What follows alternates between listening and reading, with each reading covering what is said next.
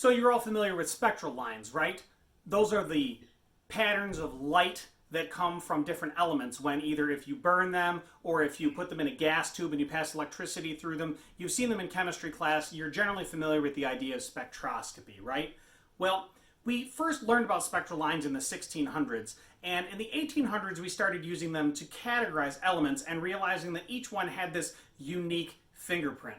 Towards the end of the 1800s, we even found out that these frequencies of light form patterns.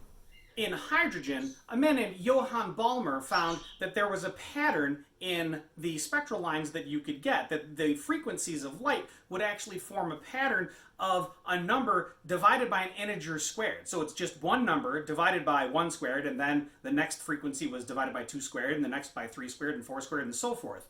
And other patterns were found too.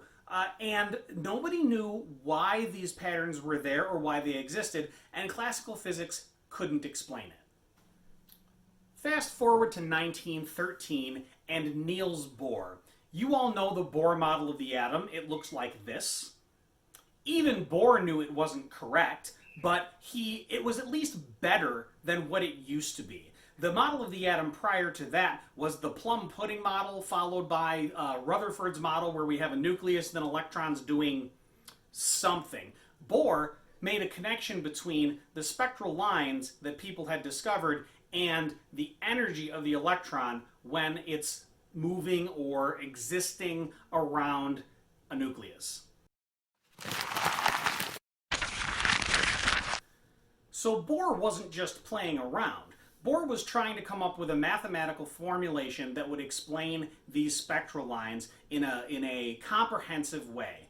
And he borrowed a technique from Max Planck. If you recall, Planck was trying to characterize those black body radiation curves, and he couldn't get it to work without quantizing the energy. Well, quantizing the energy here didn't really work, but what did work was quantizing the angular momentum. And the reason that Bohr knew that it worked is because he tried it, and the math all fell into place. He had absolutely no idea why it worked, but he knew that it did because he could predict everything from a very, very base function. We know why it works. This is de Broglie's hypothesis. Let's back up a second. You know a standing wave. Take a slinky, start to shake it. The slinky's going to shake, and you're going to get yourself a half a wavelength as your first standing wave. If you shake it faster, you can get 2 half wavelengths, and then 3, and then 4, and then 5, etc., right? So shaking a slinky, you have to shake it at the right frequency in order for it to actually create a standing wave. Well, it turns out that electrons are acting like waves around the nucleus. They're not orbiting. They're waving as they go. They're creating a circular standing wave around the nucleus. And just like a regular standing wave, they can only exist in half a wavelength, 2 halves a wavelength, 3 halves, and so forth. Each one of those standing wave patterns is what we call an energy level. It doesn't look anything like this. It doesn't actually look like this either, but it's much, much better. This is a model that is closer to the truth than what we had before Bohr did his work. So what are you going to be expected to do with this material? So on your reference tables, you have 2 sets of energy level diagrams, one for hydrogen, one for mercury. Now these 2 diagrams are the energy levels of the atom. You can imagine each of these horizontal lines is actually the energy level of the Bohr model. So it's like we've snipped the Bohr model and straightened it out to create your energy levels. And you're given values here in electron volts for each one of the energy levels. Hydrogen starts at minus 13.6 electron volts and then goes up to minus 3.4 electron volts and so forth. Every element has this. You can look them up. I don't have most of them memorized. I think a lot of people don't. If you need them, you can find them. So it turns out, because these electrons can only exist in very specific energies, if a photon comes in and hits an atom and doesn't have exactly the energy necessary to jump the electron up into a higher energy state, then the electron won't absorb the photon at all, and the photon will pass right through. It won't get absorbed. And so that atom is going to be transparent to that color of light. If it does have the exact energy and it comes in and hits, then the photon will get absorbed, it'll be gone, and then the electron will pop up to that higher energy level. Remember, photons are quantized. It's either going to get totally absorbed or not absorbed at all. There's no partial absorption there, all right? If the photon that comes in and hits has enough energy to tear the electron completely off of the atom, to ionize it, then the electron is going to fly away with a certain amount of kinetic energy. Figuring out that kinetic energy is exactly the math of the photoelectric effect. The energy of the incoming photon minus the energy necessary to pull it off of the atom equals the leftover energy that the electron has as kinetic energy as it flies away. So for example, in the ground state, an electron in the hydrogen atom has an energy of minus 13.6 electron volts. That means it takes 13.6 electron volts to tear it off of the atom. So if a 14 electron volt photon hits the electron in the ground state, how much energy does the electron have left over? Well, it has minus 13.6. It gains 14. Minus 13.6 plus 14 is 0.4. It has 0.4 electron volts of kinetic energy as it flies away from the atom. So if you have a hydrogen atom in the ground state and say a 10 electron volt photon hits it, what's going to happen? The math here is really easy. Consult the chart. Ground state, it's got an energy of minus 13.6 eV. Add 10 to that. You get minus 3.6 eV. Is minus 3.6 eV one of the allowed energy states of the electron? It is not. And what that means is that photon will pass straight through the atom. What about a photon of 12.75 eV? Same idea. Minus 13.6 plus 12.75 is 0.85.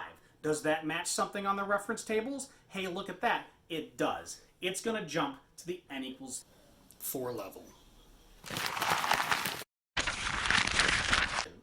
How many different colors of light could an electron in the third energy level, the n equals 3 level in hydrogen, create? Well, it could drop from the third down to the first. It can drop from the third to the second and then to the first. It can create 3 different colors of light. It's more complicated if it's in the n equals 4 level. In the fourth level, you can drop from 4 all the way to 1. Or you could drop from 4 to 3 and then all the way to the 1. Or you could drop from 4 to 3 to 2 to 1. Or you could drop from 4 to 2 to 1. There are 6 different colors that can come off in the fourth level. The fifth level, sixth level, seventh level, it gets out of hand really, really fast that way. But figuring out how many colors you can get from the first couple of levels, you should be able to do that.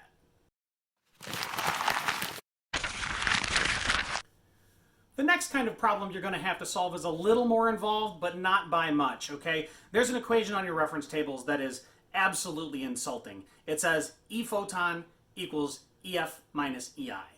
So the energy of the photon equals the change in the energy levels. It's can you subtract? If you can subtract, you're good. All right, so here's the deal. Let's do an example problem and say what color of light is going to come off of a hydrogen atom if an electron drops from the n equals 3 level to the n equals 2 level. I could ask this in reverse and say what color of light had to have hit if it jumps it from the 2 to the 3. But whatever, we're going to say from the 3 to the 2, hydrogen's going to emit a photon. What is the color of that photon? Step 1 is to subtract negative 1.51 minus negative 3.40 is 1.89 electron volts. 2. Convert to joules. The conversion factor for electron volts to joules is on your reference tables. Just multiply. 1.89 electron volts times 1.60 times 10 to the minus 19 joules per electron volt equals 3.028 times 10 to the minus 19 joules. Next, Max Planck comes into play. E equals hf, which means that F equals E divided by h. Take the energy you just found and divide by Planck's constant. We end up with 4.567 times 10 to the 14 hertz. The final step is to just look on your reference tables at the electromagnetic spectrum and say, hey, where is 4.567 times 10 to the 14 hertz? It's right in the middle of the red section. Now look at the spectral lines for hydrogen. You have that nice, beautiful red line. So there you have it. Particles can act like waves, waves can act like particles, energy comes in chunky little bits we call quanta, and that is how modern physics broke open the doors into an entirely new realm of really cool stuff.